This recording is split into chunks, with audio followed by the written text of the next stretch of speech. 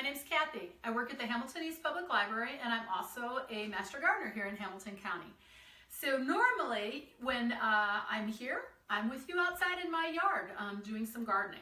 But it is a cold January today. We're expecting a winter storm, so I thought it would be a great time to show you how to winter sow. Now, if you've never done this before, this is great fun, and it's a very economical way of starting lots of plants. So this is what we're doing. We make like a little mini cloche, and it's like a little mini greenhouse.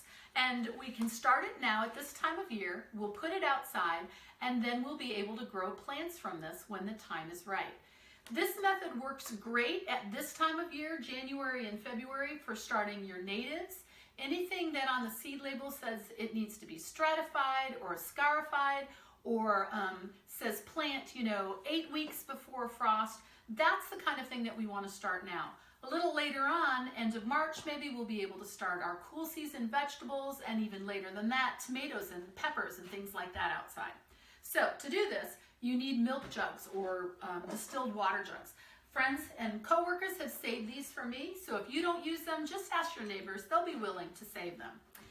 We need to put drainage in this first. I've found it works better if you put the drainage in before you cut it. So I'm using a Phillips head screwdriver, and you're just going to whack away at it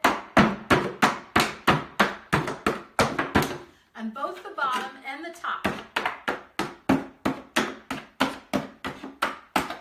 And you don't have to worry if you've made holes in this, like scrunched it in, because we can pop that out.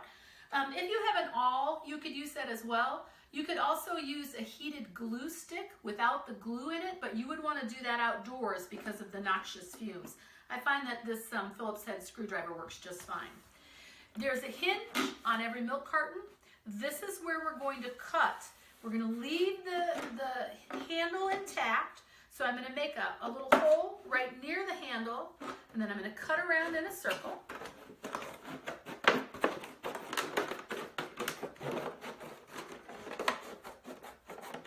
So now we've got a hinged carton, and all of those places where I kind of squashed it out, now I can put it back to normal again.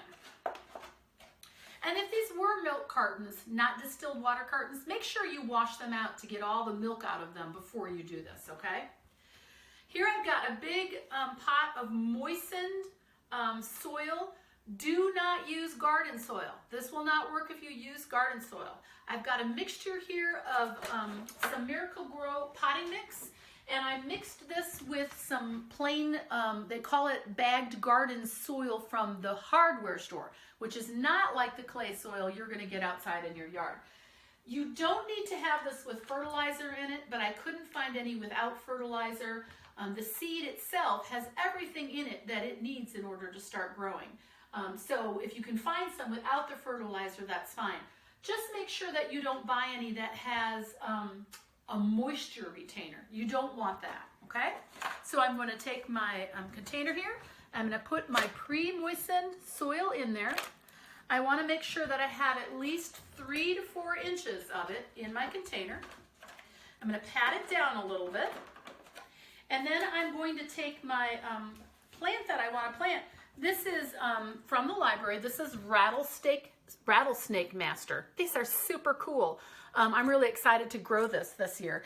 And actually, winter sowing is the best way to do this because this is something that needs cold stratification, which means if I weren't doing it this way, I'd have to put it in my refrigerator and do all sorts of work with it in order to have it ready to plant. So I'm going to open up my container here, get all my seeds out, and I'm going to plant these much closer together than I would have if these were outside. I'm going to sprinkle this whole pile of like 20 to 30 seeds in this one container, and if only, half of them were to grow, then I'd have like, 15 of these, so that's great. Read your instructions. This says that it needs to be 1/4 of an inch under the surface, so I'm going to take some soil and put it on top. I'll pack it down again. I'll water it. You could water it in your sink because remember there are drainage holes and that would give it a chance to drain, but I just want to show you that's what we do. Then I would take my masking or my duct tape and I put that around here to seal it up.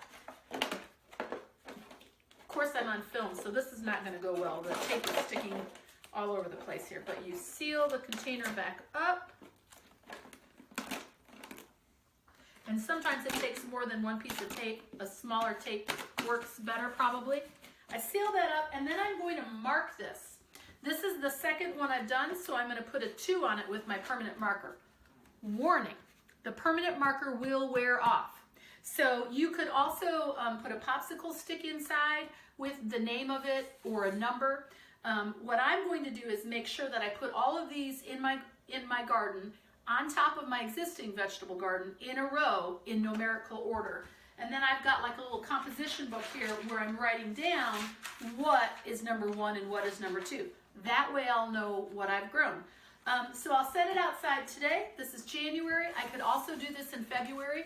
When the outside temperature is right for this plant to start growing, then it just starts to grow. It's really, truly amazing and so easy, much easier than starting things indoors with the grow lights and all that sort of thing. So also, I don't need the lid on because I want rainwater and snow to get in there in order to keep the soil moist, just like it would if you had put this outside.